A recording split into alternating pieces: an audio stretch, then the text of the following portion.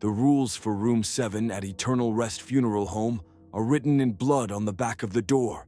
Not painted, but fresh blood that never dries, never browns, just stays wet and red after 40 years. Rule number 1. Never open casket 7. Be between midnight and 3 a.m. Rule number 2. If the occupant of 7B knocks from inside, do not respond. Rule number 3. The family that visits every Tuesday night died in 1984. Serve them coffee anyway. Last night I broke rule number 1. The casket was empty, but my reflection was lying inside. My name is Thomas Crane, and I've been working the night shift at Eternal Rest Funeral Home for 8 months. The job pays $26 an hour, which is exceptional for overnight security and maintenance work. After my wife left and took everything in the divorce, except my student loan debt, I needed something that paid well and kept me busy during the hours when I used to lie awake thinking about what went wrong. Eternal Rest is one of the oldest funeral homes in Providence, Rhode Island. Built in 1892 in a Victorian mansion that was already 50 years old, it's been in continuous operation through Spanish flu, 2 world wars, and countless personal tragedies. The Blackwood family has owned it for 4 generations, though the current owner, Silas Blackwood, is 93 and rarely comes in anymore. His son Martin runs the day-to-day operations, or at least the daytime portion of them. The night shift is different. That's when we prepare bodies that arrive late, clean, and maintain the viewing rooms, and ensure everything is ready for the next day's services. But mainly, we follow the rules, especially the rules for Room 7. Room 7 isn't the largest viewing room. That would be the grand chapel that can hold 200 mourners. It's not the most ornate. The gold room with its hand-carved ceiling and imported Italian marble holds that distinction. Room 7 is small, intimate, with space for maybe 30 people. The wallpaper is original from the 1890s, dark burgundy with gold fleur-de-lis patterns that seem to move in peripheral vision. There's 1 casket platform, 6 rows of uncomfortable wooden chairs, and a door that should never have rules written in blood. I discovered the rules my first night, though Martin Blackwood had mentioned them during my interview in the vaguest possible terms. There are some peculiarities with Room 7, he'd said, not making eye contact. Special protocols that must be followed. The previous night worker will explain. Just remember, we've never had an incident when the rules were followed. Never. The previous night, worker was a Romanian woman named Elisabetta, who'd held the position for 11 years. She was leaving to care for her sick mother back in Bucharest, or so she said, but her hands shook when she showed me Room 7, and she crossed herself 3 times before opening the door. "You must understand," she said in heavily accented English.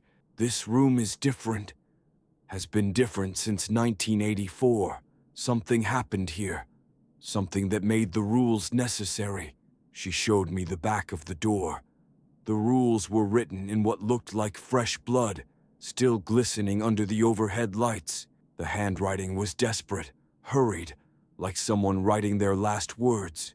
1. Never open casket 7B between midnight and 3 a.m. 2. If the occupant of 7B knocks from inside, do not respond. 3. The family that visits every Tuesday night died in 1984. Serve them coffee anyway. 4. Keep the mirrors covered during viewings. 5.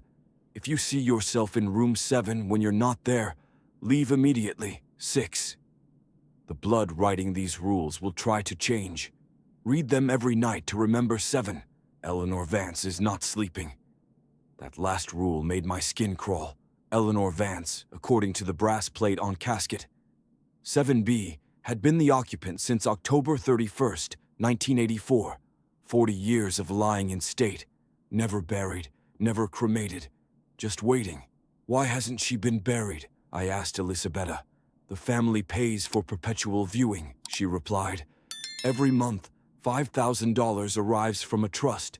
As long as payment comes, she stays. That is the arrangement. But surely after 40 years the body would have... Elisabetta shook her head. Look for yourself, but only look. Never touch, never open after midnight. I looked through the casket's viewing window. Eleanor Vance appeared to have died yesterday. A woman in her 60s, gray hair perfectly styled, wearing a dark blue dress with pearl buttons. Her hands were folded over a Bible. Her face was peaceful, serene even, with just a hint of a smile. The mortician's art couldn't preserve someone this well for 40 years. It was impossible. She is waiting, Elisabetta said. For what? I don't know. But she waits, and every Tuesday her family comes to visit. Her family? The ones who died in the fire. November 3rd, 1984, 3 days after Eleanor's viewing began. Her husband Harold, her children James and Patricia, her sister Ruth, all burned when their house exploded from a gas leak. At least, that was the official story. They were burned to death, but they visit? Every Tuesday, 2 a.m. exactly. They sign the guest book, sit in the same chairs, stay for exactly 1 hour. They appear normal, living, but if you look closely, you can see the burn marks under their clothes, smell the smoke, see the way their skin doesn't quite fit right anymore. Elisabetta trained me for 3 nights, showing me the cleaning routine, the maintenance tasks, the body preparation procedures. But always, we came back to room 7 and its rules. The blood never dries, she explained on my last training night. Every morning I check, and it's still wet. Sometimes the words change, try to trick you. One night, Rule 1 said, always open casket 7B at midnight. I almost did it too, but I remember the real rule. You must read them every night, memorize them, because the room tries to make you forget. What happens if you break the rules? Elisabetta pulled up her sleeve, showing me scars that covered her arm. Bite marks, clearly human, clearly from someone with too many teeth. I opened the casket once, at 12:01 a.m., just for a second. Eleanor was standing behind me when I turned around. She smiled and said, "Thank you for letting me stretch." Then she bit me, not to hurt, but to mark, to claim. I've been hers ever since. That's why I'm leaving. Every night the urge to open that casket gets stronger. One day I won't be able to resist. When that happens, I'll take her place in 7B, and she'll finally be free. After Elisabetta left, I was alone on the night shift. The first few weeks were uneventful. I followed the rules religiously, reading them every night at the start of my shift, never entering room 7 during the forbidden hours, ignoring the gentle knocking that came from casket 7B around 1 a.m. like clockwork. The Tuesday night families were harder to ignore. They arrived precisely at 2 a.m., 5 people in 1980s, clothing that reeked of smoke and charred flesh. Harold Vance, a tall man whose face was half melted, always signed the guest book first. His children, teenagers forever frozen in their death moment, sat in the middle row. Patricia's hair was still smoking slightly. James's hands were blackened claws. Ruth, Eleanor's sister, stood in the back, her dress fused to her skin. I served them coffee from the machine in the break room. They never drank it, but they held the cups, steam rising to mix with the smoke that perpetually surrounded them. They never spoke to me, only to the casket, whispering things I couldn't quite hear. After exactly 1 hour, they left, walking out through the front door that was always locked. They didn't open it. They just passed through. For 6 months, I followed the rules perfectly, read them every night, served the dead family their coffee, ignored the knocking, kept the mirrors covered. I was the perfect night shift worker until last night. It started normally. I arrived at 11 p.m., did my initial rounds, checked the bodies in the prep room, started the cleaning routine. At 11:30, I read the rules on room 7's door. But something was different. Rule number 1 had changed. Instead of never open casket 7B between midnight and 3 a.m., it read, always open casket 7B at midnight to check on Eleanor. I knew it was wrong. I remembered the real rule. But the blood seemed fresher, more insistent. And there was a new rule at the bottom. Number 8. Thomas Crane must open the casket tonight. My name, written in blood that was still dripping. I should have left. Should have walked out and never come back. But I needed this job. Needed the money. And part of me, the stupid curious part, wanted to know what would happen. At midnight exactly, I opened casket 7B. It was empty. Completely empty except for the silk lining and a small pillow. But in the silk, I could see an impression, like someone lying down. And that impression looked exactly like me. I stared at my own impression in the silk lining. The indentation so perfect, I could see where my hands would rest, where my head would lie, even the slight bend where my bad knee always aches. The pillow had the shape of my head pressed into it, though I'd never been in this casket before. At least, not in this timeline. Behind me, the door to room 7 slammed shut. The lights flickered, dimming to that amber glow that old bulbs give before they die. When I turned around, Eleanor Vance was standing by the door, examining the blood-written rules with interest. She looked exactly as she did in the casket, except her eyes were open, black, completely black, no whites, no iris, just dark pools that reflected nothing. She wore the same blue dress with pearl buttons, but now I could see the dress was wet, dripping something that wasn't water onto the Persian rug. Thomas Crane, she said, her voice like autumn leaves scraping concrete. I've been waiting for you. Do you know how long 40 years feels when you're conscious every second? I tried to speak, but my throat was constricted. The air in room 7 had become thick, syrupy, like breathing through honey. Eleanor walked closer, her movement wrong, as if she was remembering how to use muscles that hadn't worked in decades. Every Tuesday my family visits, she continued. My burned, beautiful family. They tell me about the fire, about the pain, about how they screamed my name as they died. Would you like to know why they burned? She didn't wait for an answer. Because I was supposed to be there, in the house. We were having dinner, a family celebration for James's acceptance to Brown University. But I was already here, already dead, already waiting. The gas leak wasn't an accident. Harold caused it. He thought if he destroyed the house, destroyed everything connected to me, I'd finally rest. But you can't burn away guilt, Thomas. You can't incinerate sin. What do you want? I managed to ask.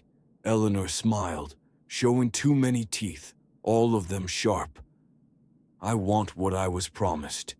A replacement. Someone to take my place in 7B so I can finally leave. The rules weren't written to keep me in, Thomas. They were written to keep everyone else out until the right person arrived. Someone with the right kind of desperation, the right kind of guilt, the right kind of soul. I don't understand. Your wife didn't leave because you worked too much, Eleanor said, moving closer. She left because she could sense what you are. A keeper of the dead. Someone who feels more comfortable around corpses than the living. Why do you think this job felt so natural? You've been preparing for it your whole life.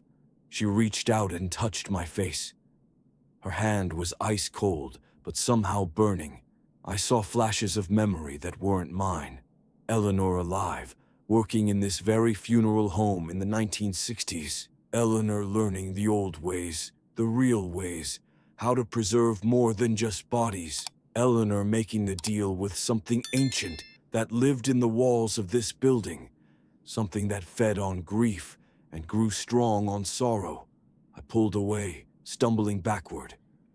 You were an employee here? More than that, I was going to inherit it. The Blackwoods promised. But then Silas changed his mind, said a woman couldn't run a funeral home properly, said I was too emotional, too involved with the families. So I made other arrangements. I made a deal with the thing that really owns this place. The lights flickered again, and in the darkness between, I saw it. A shape that hurt to perceive, something that existed in the corners where walls met, in the spaces between floorboards, in the gap between life and death. It had been here since the building was constructed, maybe before, feeding on the constant stream of grief that flowed through these rooms. The agreement was simple, Eleanor continued. I would provide it with food, with sorrow, with the delicious pain of loss. In exchange, it would give me immortality of a sort. I would never truly die, just wait, suspended between states, until someone suitable came to take my place. Why me? Because you've already been marked. Check your arms. I rolled up my sleeves. Black lines covered my skin, forming words in a language that predated speech. The words moved, shifted, but I understood their meaning. Property of room 7. When did? Every night you cleaned in here. Every time you adjusted the flowers on my casket. Every cup of coffee you served to my dead family. You've been slowly becoming mine, Thomas. Night just accelerated the process. The door to room 7 opened, and the burned family entered. It wasn't Tuesday, wasn't 2 a.m., but here they were. Harold's melted face attempted a smile. The teenagers stood flanking their father, their burned flesh crackling with each movement. Ruth stayed by the door, blocking the exit. We've been waiting too, Harold said, his voice distorted by his destroyed throat. 40 years of visiting, 40 years of pretending, 40 years of this half-existence. We can't move on until Eleanor does. We're bound to her, anchored by guilt and flame. I killed them, Eleanor said proudly. Not directly, but I cursed them as I died. Cursed them to burn as my heart burned with betrayal. Cursed them to visit me forever, to never rest, to exist in the moment of their death eternally. But even I'm tired of this game. Take my place, Thomas. Let us all move on. No, I said, but my voice was weak. The marks on my arms were burning now, spreading up toward my shoulders, down toward my hands. I could feel room 7 claiming me, making me part of its inventory. You don't have a choice, Eleanor said. The contract is already signed. Every employee who works here signs it without knowing. Page 47 of your employment paperwork, subsection 7B, written in legalese so dense no one reads it. But it's there. In the event of dimensional necessity, employee agrees to permanent reassignment to room 7. Position, eternal occupant. I remembered signing dozens of papers on my first day, desperate for the job, not reading the fine print. Martin Blackwood had smiled so strangely when I handed them back. But I found a loophole in my growing panic. The rules. Rule 7 says, Eleanor Vance is not sleeping. If you're not sleeping, you're not dead. If you're not dead, you can't be replaced. Eleanor's smile widened impossibly. Clever, but incomplete. I'm not sleeping, true. I'm waiting. And waiting is not living. I exist in the space between sleep and death, between rest and activity. I am Schrodinger's corpse, both dead and alive until observed. And you observed me, Thomas. You opened the casket and collapsed the probability. Now I can be either fully dead or fully alive. Guess which one I choose. She began to change. Her skin flushed with color. Her black eyes developed whites and irises. Her chest began to rise and fall with breath. She was becoming alive, truly alive, for the first time in 40 years. And I was beginning to fade. I could see through my hands. My reflection in the covered mirror was flickering between solid and transparent. "But there's still time," Harold said urgently. "The transfer isn't complete until 3 a.m. If someone else opens the casket before then, someone else can take the position." "Why would you help me?" I asked. Harold's melted face attempted to show emotion. "Because 40 years of watching my wife pretend to be dead while my children and I are trapped in our death moment is enough. Because I want this to end.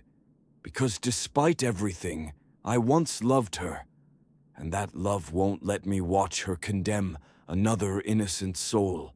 Eleanor turned on her family, her newly living face contorted with rage. "You would betray me again? You would deny me my freedom?" Patricia, the burned daughter, stepped forward. "Mom, please, let him go. Find another way. The thing in the walls doesn't care who feeds it.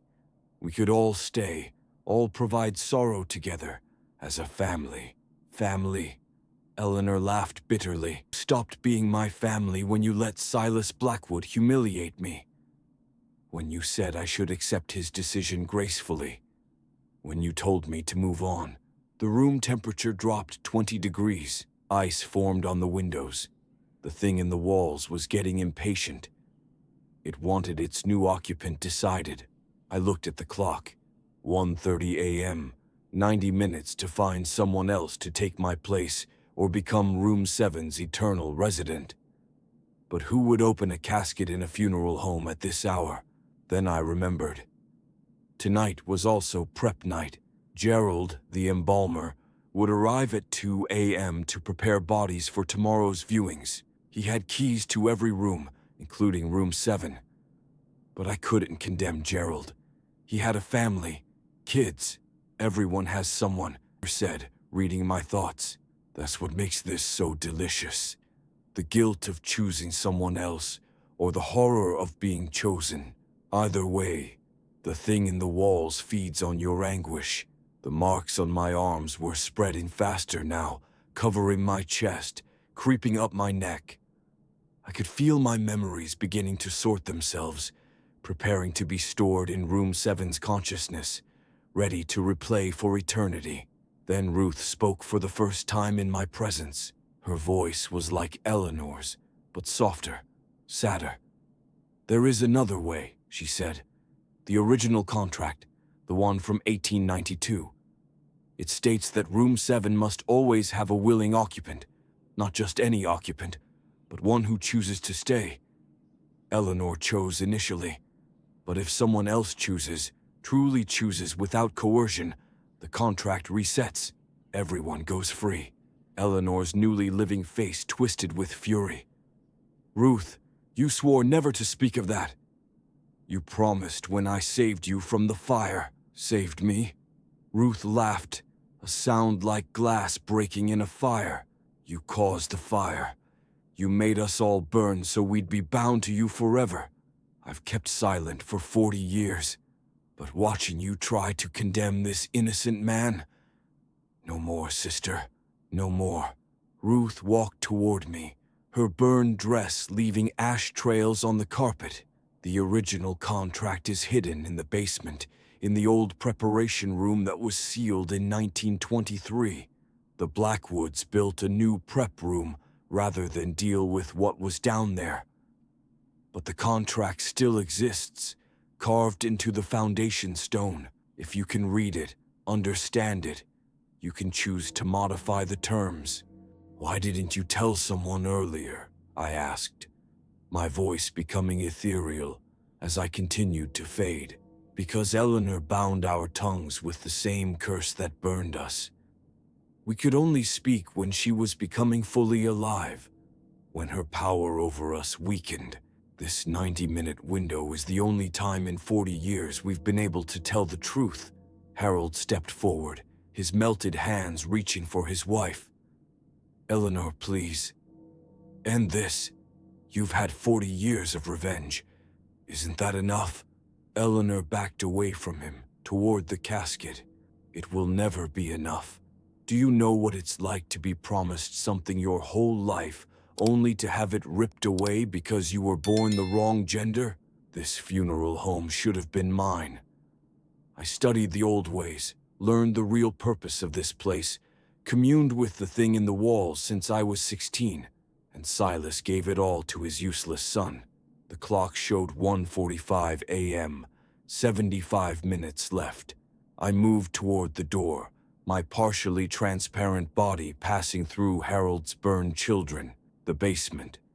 I needed to get to the basement, but my legs were becoming less solid with each step. By the time I reached the hallway, I was floating more than walking. The basement door was behind the main chapel, hidden beneath the tapestry depicting the resurrection of Lazarus. Ironic, considering what this building really housed. The door was locked with a padlock that had rusted shut decades ago. But in my current state, I passed through it like mist. The stairs descended far deeper than a normal basement should go. The funeral home was built on a hill, but these stairs went down at least 3 stories, carved into bedrock. The walls changed from modern drywall to brick, then to stone, then to something older that might have been carved before humans settled this land. At the bottom was a room that shouldn't exist, circular, with stone walls covered in symbols that hurt to look at directly. In the center was an embalming table from the 1800s, still stained with fluids that had never been cleaned. And behind it, carved into the foundation stone itself, was the contract. It wasn't in English, wasn't in any language that had a name. But in my current state, suspended between life and death, I could read it. The contract was older than the funeral home, older than Providence, maybe older than European settlement. The thing in the walls had been here first, feeding on the grief of indigenous peoples, then colonists, then immigrants, growing stronger with each wave of human sorrow. The funeral home wasn't built on this spot by accident. The Blackwoods' ancestors had made a deal with the entity. They would provide it with a constant stream of grief, and it would make them wealthy, respected, immune to the diseases that plagued their contemporaries. Each generation had to provide a willing keeper for Room 7, someone who would interface between the living and the entity. Eleanor had been chosen by the entity, not the Blackwoods. That's why Silas had rejected her. He was afraid of how powerful she'd become, how closely she communed with the thing in the walls. So he broke tradition, gave the funeral home to his son, tried to cut ties with the entity. But you couldn't break contracts written in stone and soul. The entity had accepted Eleanor's offer to become Room 7's keeper, but she'd modified the terms without the Blackwoods knowing. Instead of serving as a bridge between life and death, she'd become a trap, catching souls to feed the entity directly. I heard footsteps on the stairs. Eleanor descended, fully alive now, her blue dress pristine, her gray hair perfect. The burned family followed, compelled by their curse to stay near her. "You found it," she said, "the original contract. But reading it won't save you. Look at yourself." I looked down. My body was barely visible, just an outline filled with static, like a person-shaped hole in reality. The marks had covered every inch of my skin, writing the terms of my imprisonment in dead languages. But I had read the contract, and there was a clause Eleanor hadn't mentioned. "The willing keeper can be challenged," I said, my voice echoing from nowhere and everywhere. The right of succession. If someone with a legitimate claim challenges the keeper, they must compete for the position. Eleanor's perfect face went pale. "You don't have a legitimate claim. You're not a Blackwood. You're not blood related to me. You're nobody." "But I worked here," I continued, understanding flooding through me. "Every employee of the funeral home is adopted into the compact. Page 47, subsection 7B of my employment contract. By making me sign that, the Blackwoods gave me a claim. I can challenge you." The thing in the walls stirred. The entire building trembled. Dust fell from the ceiling as the entity considered this development. The symbols on the walls began to glow with a sickly green light. Eleanor backed against the foundation stone. "Even if you challenge me, you can't win. I've had 40 years to prepare. I know every rule, every loophole, every trick. You've been here 8 months. I don't need to win," I said. "I just need to change the game." I placed my translucent hand on the foundation stone, directly on the carved contract. The stone was warm, pulsing like a heartbeat. The entity was listening. "I challenge Eleanor Vance for the position of Room 7's keeper, but I propose new terms. Instead of one eternal occupant, a rotation, 1 year per keeper, voluntary service, with full disclosure of what the position entails. The entity still gets its grief, its sorrow, but ethically sourced. The keepers maintain their humanity, their connections, their hope of release. The entity considered this. I could feel its vast consciousness pressing against mine, sorting through my memories, tasting my proposal. It was ancient, alien, but not evil, just hungry. It had accepted Eleanor's cruel terms because they fed it, but it didn't require cruelty. Just sustenance, Eleanor screamed. "No, that's not how it works. The keeper serves forever, or not at all." But the burned family was nodding. Ruth stepped forward. "We second the proposal. As victims of the current keeper, we have standing to support a challenge," Harold added his voice. "The current system has created more suffering than necessary. The entity doesn't need torture, just the natural grief that flows through a funeral home. This proposal provides that." The children, Patricia and James, stood together. "We've been burning for 40 years. We've paid enough. Accept the new terms." The entity's decision manifested as words carved into the air itself, burning like green fire. Challenge accepted. Terms considered. Keeper must prove worthiness. Eleanor lunged at me, her fingers extending into claws, but she passed through my translucent form harmlessly. Physical violence wasn't how this challenge would be resolved. The room began to change. The stone walls became transparent, showing scenes from the funeral home's history.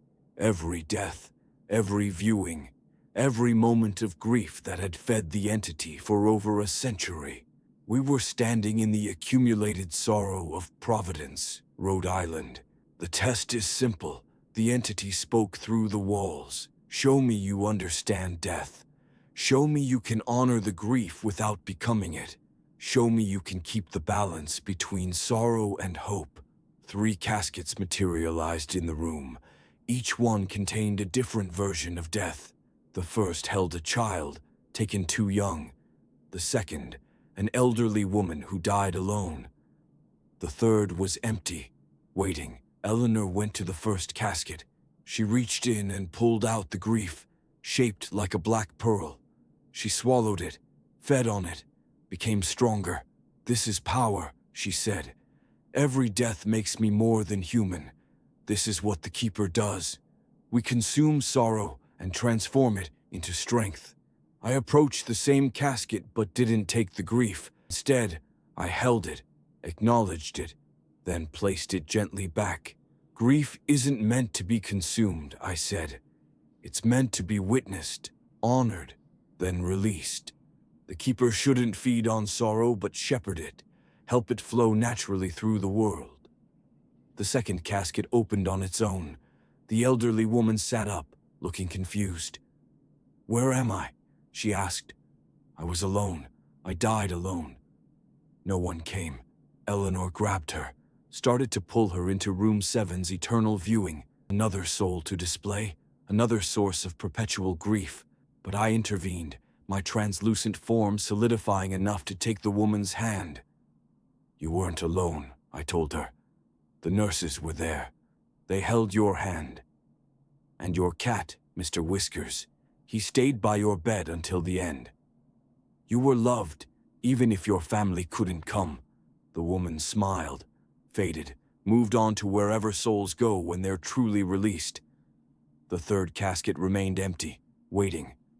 We both understood what it meant. One of us would occupy it when this challenge ended. The entity spoke again. Choose your fate, eternal keeper with absolute power, or temporary guardian with human limitation. Eleanor didn't hesitate. Eternal keeper. Always. I will not give up what I've earned through 40 years of waiting. I thought about my ex-wife, about the life I'd lost, about the 8 months I'd spent finding strange comfort among the dead. Then I thought about Gerald coming in at 2 a.m., about all the future employees who might face this choice, about the families who brought their grief here seeking comfort. Temporary guardian, I said. 1 year of service, then freedom, and the position is voluntary. Full disclosure to anyone who takes it. No more tricks, no more traps. The entity's presence filled the room like water, filling lungs. For a moment I couldn't breathe, couldn't think, could only feel its vast consciousness evaluating our choices. The symbols on the walls pulsed faster, syncing with my heartbeat, with Eleanor's, with the eternal rhythm of the thing that had fed on human grief since before recorded time. Then it spoke, not in words, but in understanding that carved itself into our minds. The guardian serves the balance. The keeper serves themselves. Eleanor Vance, you have broken the compact. You transformed grief into torture. You violated the sacred trust. Eleanor's perfectly restored face began to crack like dried mud. No, she screamed. I followed the rules. I kept the contract. 40 years of perfect service. 40 years of perversion. The compact requires grief to flow, not fester. You created a dam, not a channel. The burned family stepped forward, their charred forms beginning to heal in the entity's presence. Harold's melted face reformed. Patricia's burned hair regrew. James's blackened hands became flesh again. Ruth's fused dress separated from her skin. We were meant to pass on, Harold said, his voice clear for the first time in 40 years. Our grief was supposed to feed you and dissipate. Instead, Eleanor trapped us in an endless loop, recycling the same sorrow over and over. We were her perpetual grief machines. The entity turned its attention to me. My translucent form was solidifying, the marks on my arms changing from cursed text to something else. They were becoming records, stories, the names of everyone who had passed through this funeral home, not as ownership, but as memory. Thomas Crane, you offer balance, but can you maintain it? Show me. The room transformed into room 7, but not as it was now. This was room 7 across all time, every viewing that had ever occurred or would occur happening simultaneously. Thousands of caskets, millions of mourners, an infinity of grief pressing down on me. I felt it all. Every mother who lost a child, every child who lost a parent, every spouse left alone, every friend saying goodbye. The weight was crushing, overwhelming, enough to drive anyone mad. Eleanor laughed, even as her form continued to deteriorate. You see, this is what the keeper must bear, all of it, forever. You'll break in minutes, but I didn't break, because I wasn't trying to contain the grief or consume it. I let it flow through me like water through a screen. I witnessed it, honored it, but didn't hold it. Each sorrow passed through and moved on, making room for the next. This is what you never understood, I told Eleanor. We're not supposed to keep the grief. We're supposed to help it transform. Grief into memory, sorrow into celebration of life, loss into love remembered, the entity pulsed with something that might have been approval. The burned family was fully healed now, looking like they did before the fire, but they were also transparent, ready to move on. "Mom," Patricia said to Eleanor, "let go. Please, just let go." Eleanor fell to her knees, her perfect restoration crumbling.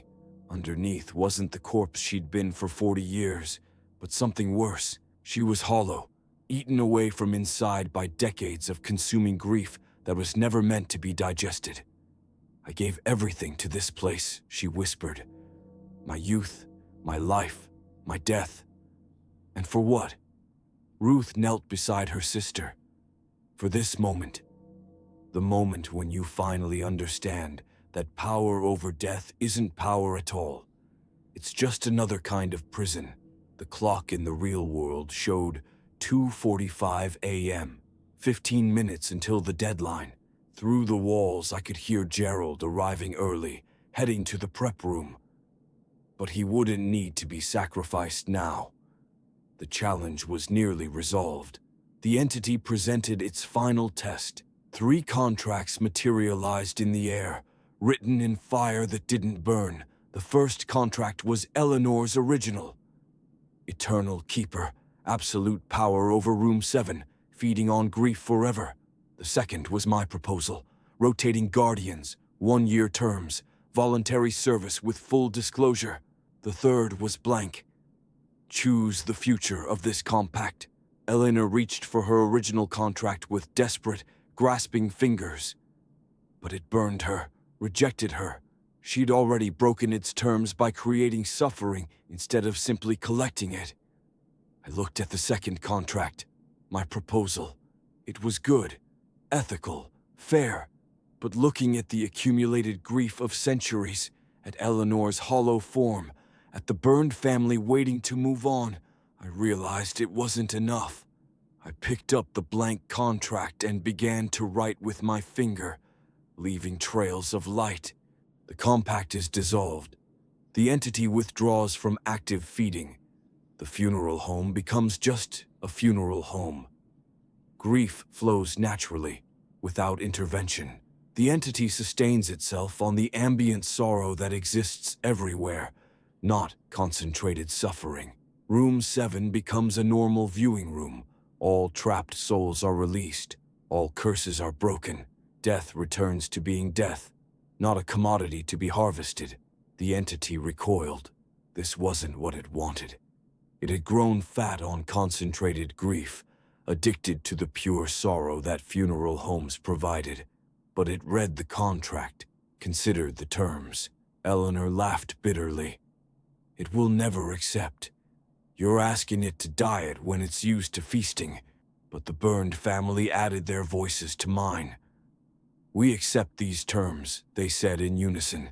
"As victims of the current system, we support this contract." Then something unexpected happened. The walls began to speak. Not the entity, but the building itself. The accumulated consciousness of every person who had worked here, every family who had grieved here. "We accept these terms." Elisabetta's voice. The night workers before her. The Blackwoods going back generations. Even Silas Blackwood, the 93-year-old owner, his spirit present despite his living body being elsewhere. "We've been slaves to this compact for too long," Silas's spirit said. "My family built our fortune on feeding this thing. It's time to end it." The entity writhed, fought, raged.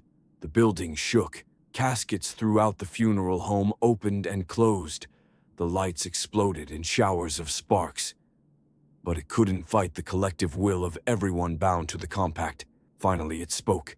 Terms. Accepted. "But know this, Thomas Crane. Without concentrated feeding, I must disperse. I will become smaller, weaker, spread throughout the city. Every death will still feed me, but barely. I will survive, but diminished. That's as it should be," I said. "Death shouldn't have a middleman. Grief shouldn't be monetized. You'll survive on the natural sorrow of the world, not the manufactured concentration of it." The contracts burned away. The stone walls of the basement cracked, revealing ordinary concrete behind them. The ancient symbols faded to nothing. The entity's presence withdrew, dispersing like smoke into the night. Eleanor's hollow form collapsed entirely, becoming dust, then less than dust. But her voice lingered for a moment. "You don't know what you've done. Without the entity, this place will fail. The Blackwoods will go bankrupt. You've destroyed a legacy." "No," I said. "I freed it." The burned family was fading too, but peacefully. They were smiling, holding hands, looking like the loving family they'd been before Eleanor's curse. "Thank you," Harold said. 40 years is a long time to be on fire." Patricia waved goodbye. "Take care of room 7. Make it somewhere peaceful." James nodded. "Make it normal." That's all it ever should have been. Ruth lingered the longest. "Watch for others like Eleanor. The entity is dispersed, not dead. Some will try to reconcentrate it, to rebuild the compact. Don't let them." Then they were gone, moving on to wherever souls go when they're truly free. I stood in the basement, fully solid now. The marks on my arms faded to normal skin. The clock showed 2:59 a.m. 1 minute until the deadline that no longer mattered. I climbed the stairs to find Gerald in the prep room, confused. The body he was supposed to prepare had decomposed to its proper state. 40 years of preservation reversed in an instant. Throughout the funeral home, any corpse kept past its time had returned to dust. Room 7 was just a room now. The blood writing on the door was gone. Casket 7B was gone entirely, leaving only an empty platform. The mirrors were uncovered, showing only normal reflections. The oppressive atmosphere had lifted, replaced by the normal quiet sadness of a funeral home. Martin Blackwood arrived at 6 a.m., panicked calls having woken him. The security cameras had captured everything and nothing, showing only static during the crucial hours. "What happened?" he demanded. "Where's Eleanor Vance? Where's the casket? Why does room 7 feel different?" I told him the truth. The compact was broken. The entity was dispersed. The funeral home was free. He could run it as a normal business now, without the weight of ancient contracts. He surprised me by crying. Tears of relief. "Thank God," he whispered. "Thank God. I've wanted to end it my whole life, but the contracts wouldn't let me. Every Blackwood for 5 generations has been trapped by that thing. You've freed us all. The funeral home survived the transition. Without the entity inflating costs and demanding specific arrangements, prices could be lowered. More families could afford services. The business actually grew, becoming known for its compassion rather than its mysteries. I kept working the night shift. Someone needed to watch for attempts to reconcentrate the entity, to rebuild the compact. But mostly I just cleaned and maintained a normal funeral home. No rules written in blood. No visiting dead families. No eternal occupants. Sometimes late at night, I could feel the entity's dispersed presence in the walls, weak and spread thin. It wasn't happy with the new arrangement, but it was bound by the contract I'd written. It fed on the ambient grief that naturally occurred, nothing more. Eleanor was truly gone. Her 40 years of waiting ended in dissolution. But sometimes, in room 7, I could hear an echo of her voice. Not threatening, just sad. "I wanted to matter," the echo would say. "I wanted to be remembered, and despite everything, I did remember her. Not as the keeper of room 7, not as the monster she'd become, but as the young woman who'd loved this place so much she'd made a devil's bargain to stay. Her story was a warning. Love twisted into obsession, dedication perverted into domination. 6 months passed. The funeral home operated normally. Families came, grieved, departed. The dead were prepared. viewed, and laid to rest, the natural cycle, uninterrupted by supernatural compacts. Then, on a Tuesday night at 2 a.m., exactly 6 months after the compact was broken, I heard knocking from room 7. I went to investigate, expecting trouble. But the room was empty, except for a single rose on the platform where Casket 7B had been. A note was attached. "Thank you for setting us free. The Vance family." The rose was fresh, real, normal. It wilted and died naturally over the next week, as it should, as everything should. It exists, dispersed throughout Providence, feeding on tiny sips of sorrow instead of gulping concentrated grief. Sometimes I feel it testing the boundaries of our contract, looking for loopholes. But the collective will that broke the original compact remains strong. The Blackwoods sold the funeral home last month to a national chain. They were finally free to leave the business that had bound their family for over a century. Martin shook my hand on his last day. "You saved us," he said. "All of us. Even Eleanor, in the end. I still work the night shift. The new owners don't know about the entity, the compact, or what Room 7 used to be. They just know I'm reliable, that I keep the place running smoothly, that families feel comfortable here.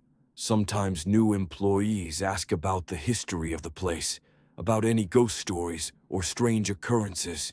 I tell them the truth. It's just a funeral home. People bring their dead here.